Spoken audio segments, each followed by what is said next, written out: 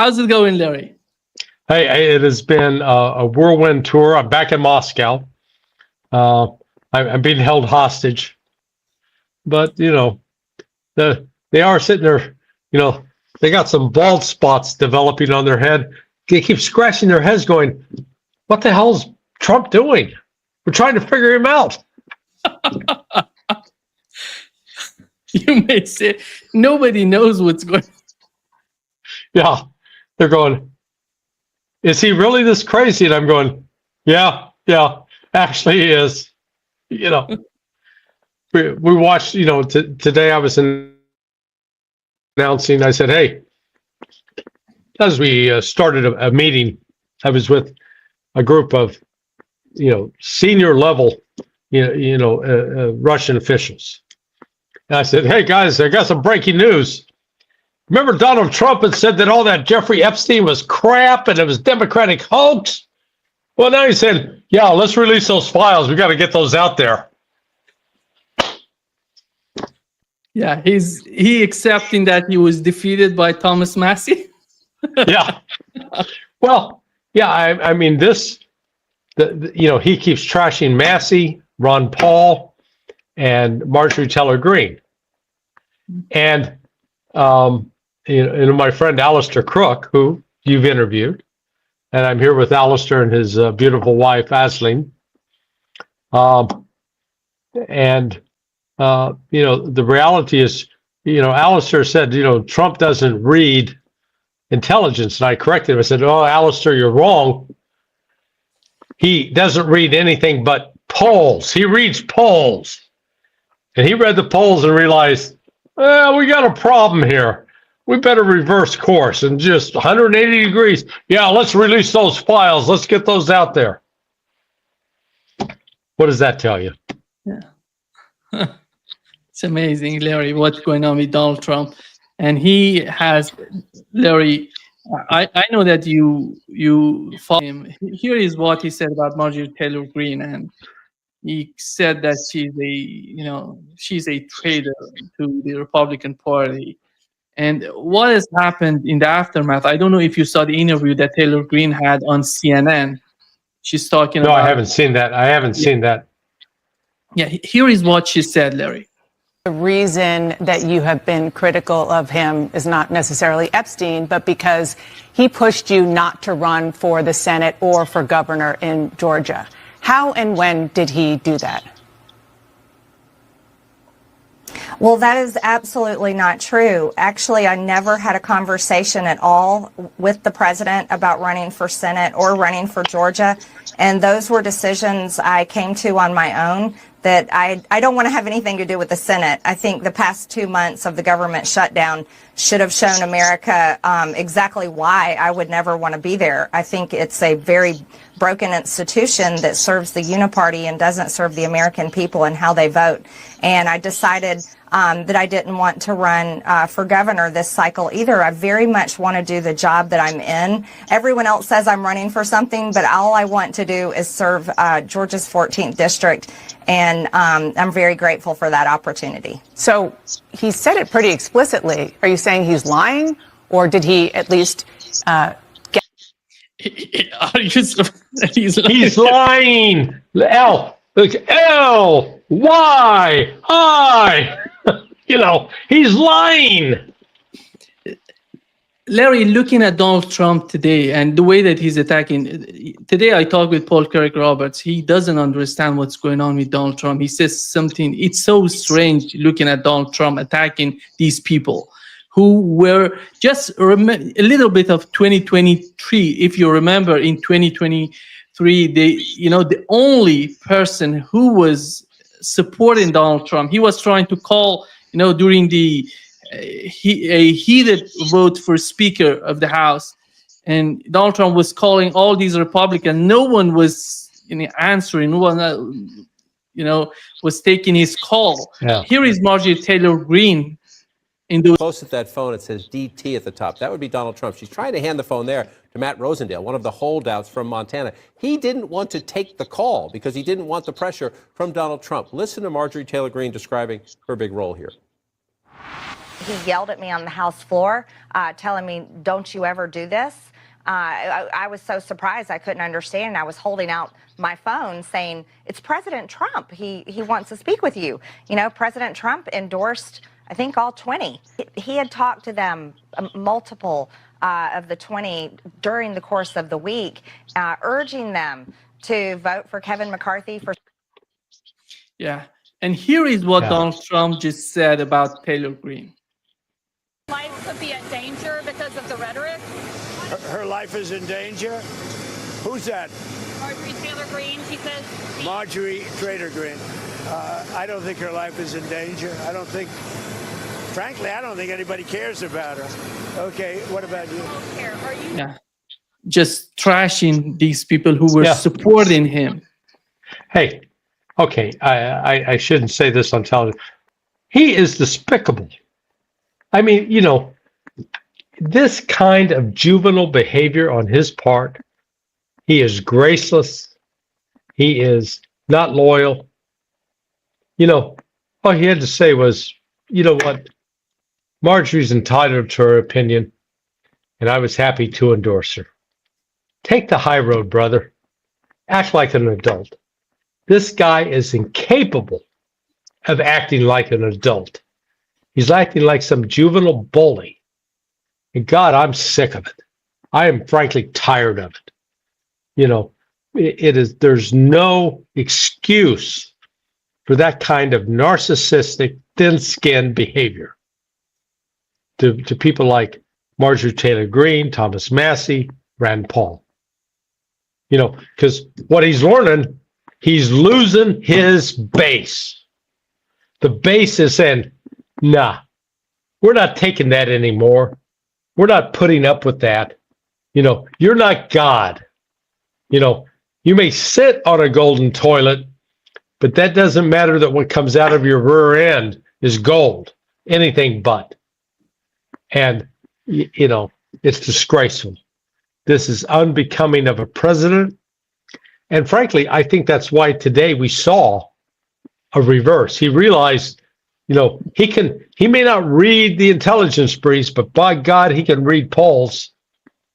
And the polls are saying, you're in trouble. And all of a sudden today, hey, let's release all those Epstein files. Good God, man. You know, it's 11 March. 8 months ago, you could have said that. 8 months ago. Now, 8 months later, he's saying release him because he knows he's in trouble if he doesn't release him. Larry, it doesn't seem to me that they have that much of Donald Trump in these files, because if they had it during the Russia Gate, they would release all those files against him. You know, Right. It seems that Donald Trump is under pressure from maybe Israel. That's why he's just resisting this sort of pressure coming from Marjorie Taylor Greene and, you know, Thomas Massey and these people who want these files out. But what is the end game for Donald Trump? What is the main reason of him resisting the releasing of these files? So this is a combination of Susie Wiles, who's been handmaiden of Bibi Netanyahu, and the fact that Trump can read the polls. You know, I believe he was briefed sometime in January, maybe early February. Look, Mr. President, if you release these polls, it's going to really reflect badly on the CIA and Mossad's intelligence service. We need to keep all this under wraps, because Jeffrey Epstein was being used as an intelligence asset to compromise key politicians, both Democrats and Republicans. Need to keep this under wraps. So Trump's started, yeah, there's nothing to see here. This is a Democrat hoax. Okay, he tried that for 8 months. Ain't working. The murder of Charlie Kirk by what appears to be people implicated in association with Israel, with the Zionists, has compelled him to finally do what Annalena Baerbock calls a 360, which is a circle. This is a 180. Volte face, about face. So Donald Trump did volte face today. Yeah, hey, you Republicans, what the hell's the matter with you? Release these files. Go, dude, have you been listening to yourself for the last 8 months? You're saying there's nothing to see here. Move along. Now it's like, yeah, let's get those out there. Let's publish that information. So, this is a self-inflicted wound by Trump. He's just hoping, excuse me, that he can get ahead of this problem. I don't think he can. I think he's done too much damage to himself. But, now he's pretending, oh, yeah, I want all this information released. He could have done that 8 months ago. He didn't. And you got Pam Bondi lying. You got Kash Patel lying. You got Dan Bongino lying. Oh, nothing to see here. There's nothing in these files. Really? Then why did J.P. Morgan pay out almost $10 billion to keep all this quiet? Huh? They didn't have anything else to do with the $10 billion? I can give it to my son, or we give it back to the U.S. government. Come on. Larry, because if we had a Democrat in Washington and today we didn't have any information on those two people who tried to assassinate Donald Trump, and we would left and right firing at them and saying what's going on in Washington, why we don't have any sort of information on those people who tried to assassinate Donald Trump. Yeah. Today we have Donald Trump in office in Washington, and he has released nothing in that direction, in that sense, in that case, for that case. And what is going on, and why they don't release the information they have on those two people that tried to assassinate Donald Trump? What is going on with Kash Patel, for example? What's wrong with you?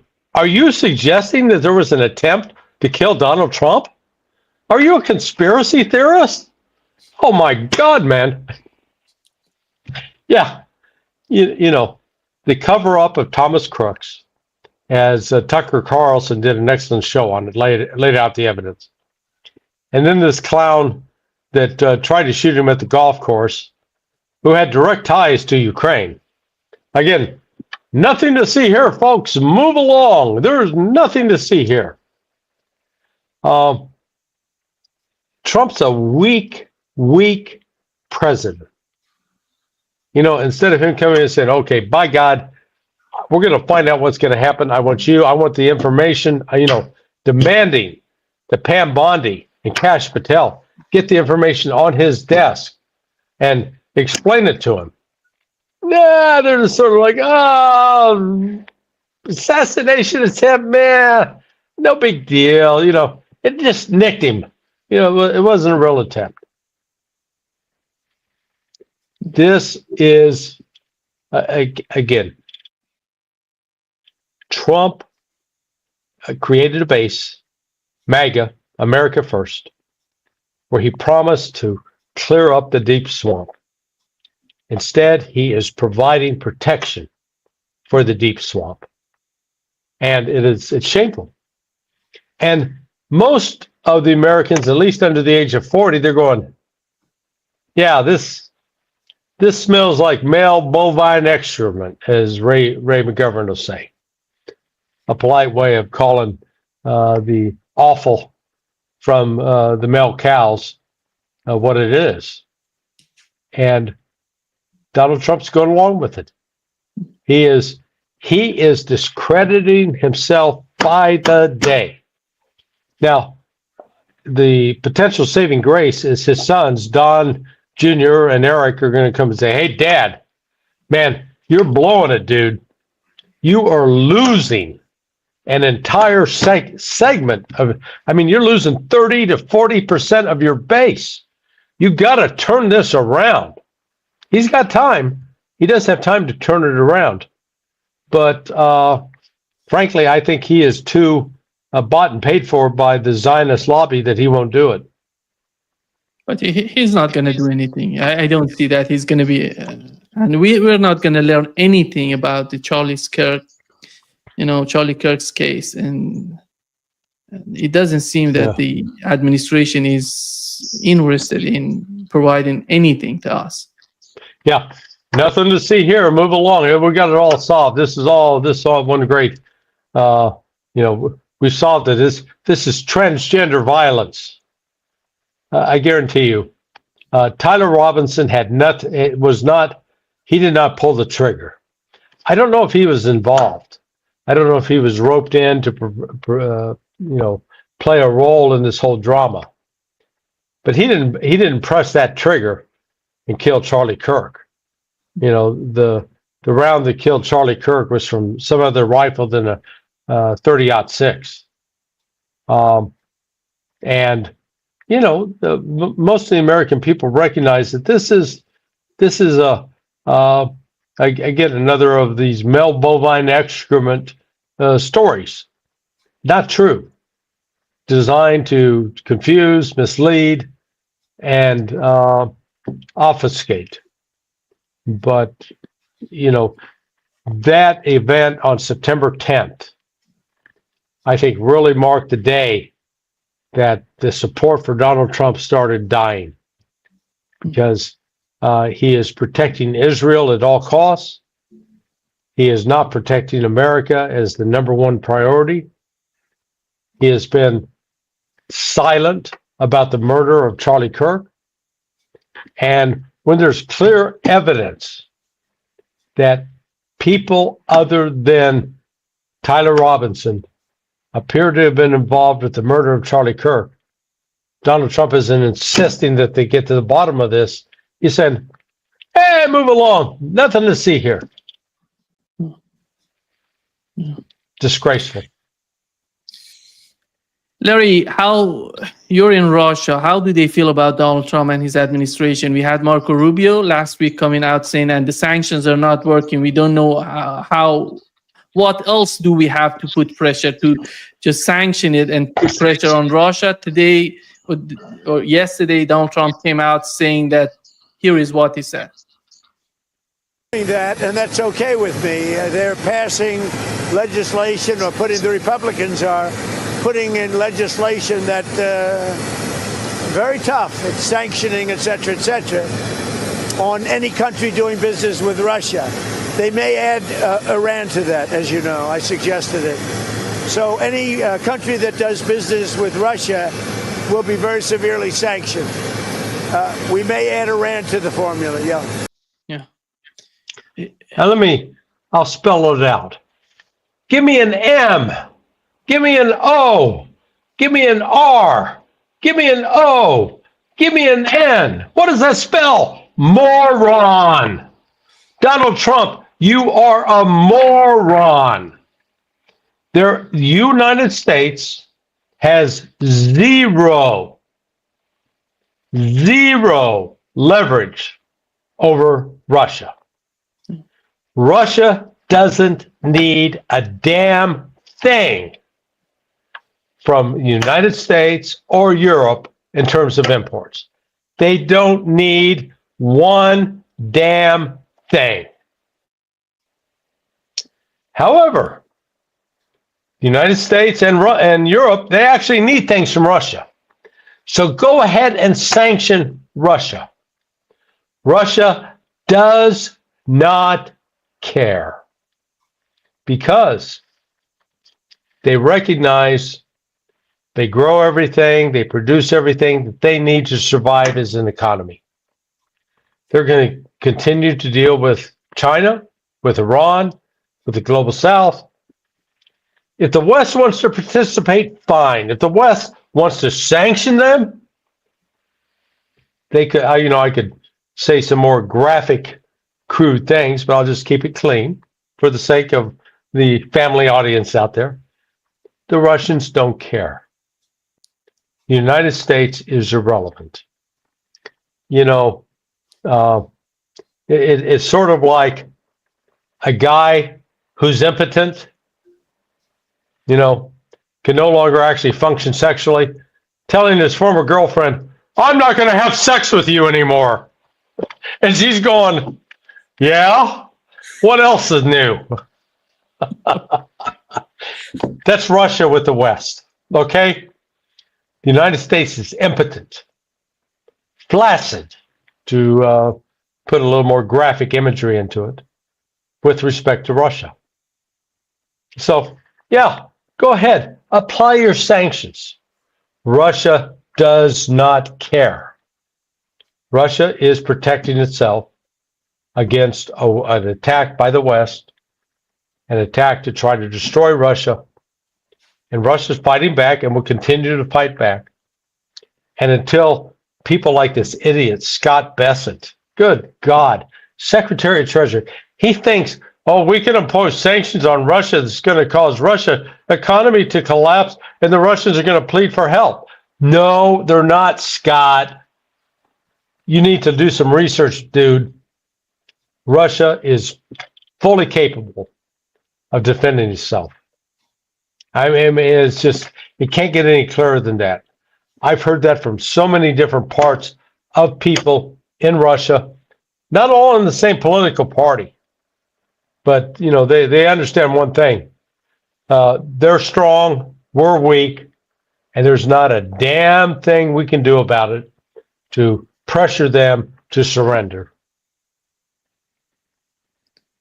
Larry, before wrapping up, do you think that NATO is preparing? I'm talking about NATO, not the United States. Europeans are preparing themselves to war with Russia in 2029. It seems that Germans are talking about it. The new contract, the new agreement between the government in France and the Zelensky administration providing drones, and it's all about 2 to 3 years, I don't know, of providing Ukraine with weapons and maybe a conflict between NATO and Russia. So did you see that video I posted at sonar21.com a couple of days ago? The big Great Dane on one side of the patio, the sliding glass door, and the Chihuahua on the other side. And the Chihuahua is initially going, ruh, ruh, ruh, ruh, ruh. And then the owner opens the door, and the Chihuahua goes, ruh, ruh, ruh. That's Europe, okay? Russia's the big Great Dane. Europe is a Chihuahua that can't bark. That's the reality. And they better wrap their minds around it. Let's just sit back and look at the weaponry. Russia has the Erupted missile, an intermediate range ballistic missile. Europe doesn't have anything comparable to that. Russia has 4 hypersonic missiles. Europe, nothing compared. Russia is building more 152 millimeter artillery shells than NATO and the United States can build in a year. Nothing. There's not a single area, and I haven't even talked about the hypersonic missiles. There is not a single area with respect to weapons and capability that the United States and NATO are superior over Russia. Russia dominates the West on every single count. Wake the hell up, people. Stop, lying to yourselves that, oh, yeah, we got Russia over a barrel. Not even close. No. Thank you so much, Larry, for being with us today. I know that you're going to leave us. Yeah, I'm sorry, my friend. Usually we go like an hour, Yeah. Hey, nice shirt today. I'm sorry, man. You're kicking my rear end of the shirt patrol. Styling big time. Have a good time there, Larry. Great to talk to you. Okay. Thanks so much. All right, Lima. Bye-bye. Bye-bye. Bye-bye.